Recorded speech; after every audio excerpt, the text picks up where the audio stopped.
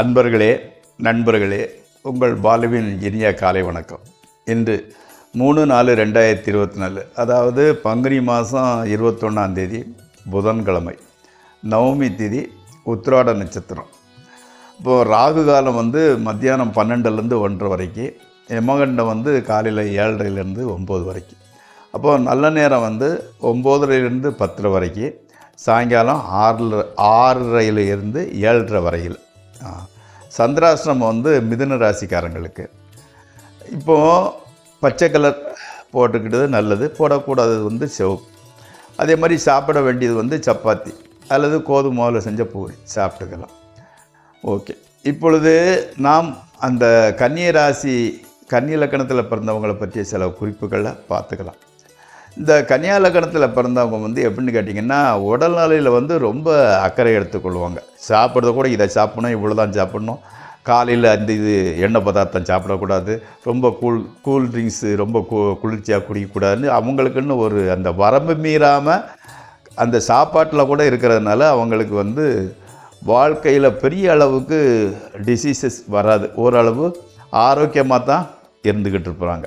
ஆமாம், அதாவது உணவு கட்டுப்பாடை அவங்க கடைபிடிப்பாங்க. அதே மாதிரி இவருக்கு நல்ல குணமான பெண் மனைவியாக வராங்க. ஆமாம், அதனால் அவங்க அந்த குடும்ப வாழ்க்கையை சுமூகமாக நல்லபடியாக பண்ணிக்கிட்டு இருக்குது. நண்பர்களோட ஆலோசனை, நல்ல ஆலோசனை இருந்தால் அதை கேட்டுக்கிட்டாங்க, அதுக்கு தகுந்தபடி தன்னை மாற்றி கொள்ளுகிறாங்க. ஆமாம், தன்னோட ஒரு அறிவுத்திறன், தன்னோட ஒரு அறிவை பற்றி இவருக்கு ஒரு தன்னம்பிக்கை ஜாஸ்தி இருந்துக்கிட்டு இருக்குது. அதே மாதிரி இவங்களுக்கு புத்திசாலியான குழந்தைகள் பிறக்கிறாங்க. இவங்க குழந்தைகள் கூட புத்திசாலியாக இருந்துக்கிட்டு இருக்கிறாங்க. குழந்தைகளோட எஜுகேஷன் சம்மந்தப்பட்டதில் ரொம்ப கேர் எடுத்துக்குவாங்க. ஆமாம், அதில் நோ காம்ப்ரமைஸ், நல்லபடியாக அவங்க மாதிரி ரொம்ப அக்கறை எடுத்து நல்லபடியாக படுக்க வைக்கிறாங்க. ஆமாம், அதே மாதிரி அவங்களோட பார்க்குறது நாணம் கலந்த பார்வைன்னு சொல்லுவாங்க. கொஞ்சம் ஒரு மாதிரி வெக்கப்படுற மாதிரி உண்டான பார்வை அவங்களுக்கு இருக்கும். அதே மாதிரி அந்த ஷோல்டர், அந்த புஜங்கள் தொங்கிய புஜங்கள்னு சொல்லுவாங்க, அது கொஞ்சம் தொங்கிய புஜங்களை உடையவங்களாக இருப்பாங்க. அதே சமயத்தில் பேசுகிறது கொஞ்சம் மெதுவாக பேசுவாங்க, பட் உண்மையை தான் பேசுவாங்க. ஆமாம், அதே மாதிரி குடும்பத்தில் அந்த கலைகள்னு சொல்கிறாங்க இல்லையா, கைத்திறன் தேவைப்படுற கலைகளில் ரொம்ப இன்ட்ரெஸ்ட். ஆமாம், கைத்திறன் தேவைப்படுற கலைகள் எப்படின்னு கேட்டால், உதாரணத்துக்கு மியூசிக் டான்ஸ் இல்லாமல் அந்த தையல் கலை அந்த மாதிரிப்பட்டதில் கூட கொஞ்சம் இன்ட்ரெஸ்ட் உடையவங்களாக இருந்துக்கிட்டு இருப்பாங்க. அதே மாதிரி இவங்க பெரும்பாலும் இந்த லக்கணத்தில் பிறந்தவங்க ஓவர் ஸ்டெப்பு வைக்காததுனால வேறுனா சந்தோஷமாக தான் இருந்துக்கிட்டு இருப்பாங்க. வாழ்க்கைக்கு தேவையான வீடு, நிலம், வாகனம், சொந்தக்காரங்களோட சப்போர்ட்டு எல்லாமே அவனுக்கு கிடச்சிக்கிடுது. ஆமாம், அதே மாதிரி இவங்களுக்கு இன்னொன்று என்னென்னா, மற்றவர்களுடைய செல்வம் வரக்கூடிய வாய்ப்பு இருக்குது. ஏதாவது ஒருத்தர் வாரிசு இல்லாதவங்க இவங்களுக்கு ஏதாவது எழுதி வச்சுட்டு போகலாம்.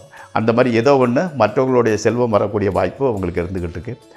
அதே சமயத்தில் தெய்வ பக்தி ரொம்ப ஜாஸ்தி, தெய்வ பக்தி உடையவங்க.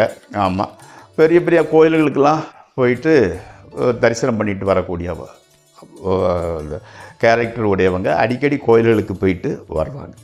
ஓகே, நாளை இதை பற்றி மிஞ்சாடி இருக்கிற கன்னி ராசி பலன்களை சொல்லுவோம். இப்போது 12 ராசி பலன்களுக்குள் செல்வோம். முதலில் மேசராசி. உங்களது முயற்சியில் சற்று பின்னடைவு. ரொம்ப ஸ்பீடாக முயற்சி பண்ணிக்கிட்டு இருந்தீங்க, இப்போ கொஞ்சம் சுலவாயிட்டீங்க. அதே மாதிரி வீட்டை சுத்தம் பண்ணுறது அல்லது அலங்கரிக்கிறது இந்த மாதிரிப்பட்ட வேலைக்கு சரியான நேரம், அதனால் அதெல்லாம் பண்ணி முடிச்சிருங்க. நண்பர்கள் எண்ணிக்கையை கம்மி பண்ணிட்டீங்க. ரொம்ப ஃப்ரெண்ட்ஸ் இருந்தாங்க, அவங்களெல்லாம் சிக்கல் வருதுங்கிறனால அப்படி நீங்கள் அவங்கள கம்மி பண்ணிக்கிட்டீங்க. ஆமாம், மாணவர்களுக்கு தான் கொஞ்சம் மெமரி பவர் கொஞ்சம் கம்மியாக இருந்துக்கிட்டு இருக்குது. அப்போ எப்படின்னா, மாணவர்கள் எப்படின்னு கேட்டிங்கன்னா, காலையில் பெரும்பாலும் வெறும் வயிற்றில் 4-5 துளசி இலையை சாப்பிட்டுட்டு தண்ணி குடிச்சிக்கிட்டு வாங்க. அந்த மெமரி பவர் கொஞ்சம் பிக்கப் ஆகும். அடுத்து ரிஷபராசி. உடல்நல ஆரோக்கியம் நல்லா இருந்துக்கிட்டு இருக்குது. அங்கே குழந்தைகளுக்கு மகள் அல்லது மகனுக்கு வேலை வாய்ப்பு கிடைக்க போகுது. அதாவது பணச்செலவு தான் கம்மி பண்ண முடியல, அதுதான் கொஞ்சம் ஜாஸ்தியாக இருந்துக்கிட்டு இருக்குது. கோயிலுக்கு போயிட்டு வர்றது மாதிரி கனவு, அது நல்ல கனவு தானே. கோயிலுக்கு போயிட்டு வர்றது நல்லது, அந்த கனவுகள் வருகிறது. கணவன் மனைவி உறவுகள் கூட நல்லா இருந்துக்கிட்டு இருக்குது. அடுத்து மிதுன ராசி. இந்த சந்திராஷ்டம நாளுங்கிறதுனால கொஞ்சம் நிதானமாக இருந்துக்கோங்க. அதாவது இந்த சந்திராஷ்டிரமம் உங்களுக்கு என்ன ஒரு இது ஹெல்ப் பண்ணுதுன்னா, இல்லீகல் பிஸ்னஸ் யாரும் பண்ணுறவங்களாக தான் அவங்களுக்கு நல்ல ஹெல்ப் பண்ணுது. அதே மாதிரி ட்ரேடிங் பண்ணுறவங்களுக்கு கூட பணவரவு நல்லா இருந்துக்கிட்டு இருக்குது. யாருக்கும் கமிட்மெண்ட் ஆக வேண்டாம், அதை சொன்னபடி செய்ய முடிக்க முடியாது. ஆமாம். அதே மாதிரி அப்பாவுக்கு ஹெல்த் இஷ்யூஸ் கொஞ்சம் இருந்துக்கிட்டு இருக்குது. தொழில் மூலம் பிரயாணம் அலைச்சல் ஜாஸ்தியாக இருந்துக்கிட்டு இருக்குது. ஆனால் கூட ஒரு இன்வால்மெண்ட்டு, ஒரு வேகம் ஜெயிக்கணும் அப்படிங்கிறதுனால அது உங்களுக்கு தெரிய மாட்டேங்குது. அடுத்து கடகராசி. கடகராசிக்காரங்களுக்கு எப்படின்னா, உத்தியோகம் பார்க்குற இடத்துல சிறு சலசலப்பு வந்துக்கிட்டு இருக்குது. ஆமாம். இந்த வீட்டிற்கு எப்படின்னா பெயிண்டிங் பண்ணணும், பெயிண்டை மாற்றணும், பெயிண்டிங் பண்ணணும்னு நினைக்கிறீங்க. உடன் பிறந்தவங்க கூட பிறந்தவங்களால பிரச்சனை தான், அவங்களுக்கு ஒன்றும் இது இல்லை. காதலியை உங்கள் லவ்வரை சந்தித்து பேசுகிறத மட்டும்தான் கொஞ்சம் டென்ஷன் இல்லாமல் இருந்துக்கிட்டு இருக்குது. சந்தித்து பேசுகிறீங்க. திருமணம் மட்டும் நிச்சயமாகிறதுல தடங்கள் இருந்துக்கிட்டு இருக்குது. நிச்சயமாகலை, பேசியே பொழுதை கழிச்சுக்கிறீங்க. அடுத்து சிம்மராசி. சிம்மராசிக்கு குடும்பத்தில் ஒரு மகிழ்ச்சியான சூழல் நிலவுகிறது. ஓரளவுக்கு பணத்தை பற்றி பிரச்சனை இல்லை, ஓரளவு நமக்கு தேவையான அளவு வந்துக்கிட்டு இருக்குது. மனைவியிட மாத்திரம் நல்ல பேர் எடுக்க முடியவில்லை. ஊரில் உள்ளவங்க எல்லாருமே, ரிலேஷன் ஃப்ரெண்ட்ஸு எல்லாருமே நல்ல பேர், நல்ல பையன் அப்படிங்கிற, நல்ல ஆள் அப்படின்னு சொன்னால் கூட மனைவிட்ட நல்ல பேர் எடுக்க முடியறதில்லை. புதிய முயற்சி எதுவும் செய்யலை. ஆமாம், இப்படியே போய்கிட்டு இருக்குது, பார்த்துக்கலாம் பின்னால் அப்படிங்கிற மாதிரி முயற்சி செய்யாமல் இருந்துக்கிட்டு இருக்கிறீங்க. அதே மாதிரி வாழ்க்கை நடத்துறதுல பிரச்சனை எதுவும் இல்லை இல்லையா, அது இப்படியே போய்கிட்டு இருக்கட்டும் அப்படின்னு நினைக்கிறீங்க. Okay, take your own time. அடுத்து கன்னியாராசி. கன்னியாராசிக்காரங்களுக்கு பிறந்த இடத்த விட்டு வேற ஒரு இடத்துல செட்டில் ஆகணும்னு நினைக்கிறீங்க. பிறந்த இடத்துல இருக்கிறதுல இஷ்டம் இல்லாமல் இருந்துக்கிட்டு இருக்குது. ஆமாம், சாப்பிட்டா தான் இருப்பீங்க. இப்போ என்னமோ கொஞ்சம் வீண் பொடிவாதம் ஜாஸ்தியாக வந்துக்கிட்டு இருக்குது. வேலையில் கூட சின்ன சின்ன பிரச்சனைகள் இருக்குது. அதனால கொஞ்சம் உங்களோட கேரக்டர் மாறிடுச்சு என்னமோ தெரியல. ஆமாம், கடன் வாங்கி செலவு பண்ணுறீங்க. அது எவ்வளோ ஜாஸ்தி வாங்க வேண்டாம். நண்பர்கள் கொஞ்சம் சப்போர்ட்டிவாக தான் இருந்துக்கிட்டு இருக்கிறாங்க. அடுத்து துளாராசி. வெளிநாட்டில் உங்கள் குடும்பத்தில் உள்ள ஒருத்தருக்கு வேலை கிடைக்கிது. எப்படி வேலை கிடைக்குதுன்னா, வெளிநாட்டில் உள்ள ஃப்ரெண்டு ஒருத்தர் உங்கள் வீட்டுக்கு வராரு. அவர்கிட்ட சொல்லி அவங்களுக்கு வேலைக்கு அரேஞ்ச் பண்ணுறீங்க. நீங்களும் சரி அவன் போய் செட்டில் ஆகிட்டா நம்மளும் வேலைக்கு வெளிநாட்டுக்கு போகலாம்ங்கிற மாதிரி நினைக்கிறீங்க. அதே மாதிரி சின்ன சின்ன தொழில் பண்ணிக்கிட்டு இருக்கிறவங்களுக்கு தொழில் நல்லா தான் நடந்துக்கிட்டு இருக்குது. ட்ரேடிங் ஓரளவு பரவாயில்லாமல் இருந்துக்கிட்டு இருக்குது. கணவன் மனைவி உறவு கூட நல்லா தான் இருந்துக்கிட்டு இருக்குது. இன்னும் சீரியஸான சண்டை சச்சரவு வாக்குவாதமெல்லாம் ஒன்றும் இல்லை. அடுத்து விருச்சிக ராசி. மூத்த சகோதரம், அதாவது அண்ணன் அல்லது அக்காவுக்கு உடல்நிலை கொஞ்சம் டல்லாக இருந்துக்கிட்டு இருக்குது. பணம் கொஞ்சம் டைட்டாக தான் இருந்துக்கிட்டு இருக்குது. கவலைப்பட வேண்டாம். அதாவது முயற்சி பண்ணுறீங்க, இதை சாதிச்சிடுவீங்க. ஆமாம். அதே மாதிரி கலைத்துறையில் உள்ளவங்களுக்கு நல்ல முன்னேற்றத்திற்கான ஒரு வாய்ப்பு கிடைக்கிறது. அந்த சினிமா, ட்ராமா, அந்த டிவி, யூடியூப் இந்த மாதிரி அதில் இருக்கிறவங்களுக்கு நல்ல வாய்ப்புகள் வருகிறது. அடுத்து தனுசு ராசி.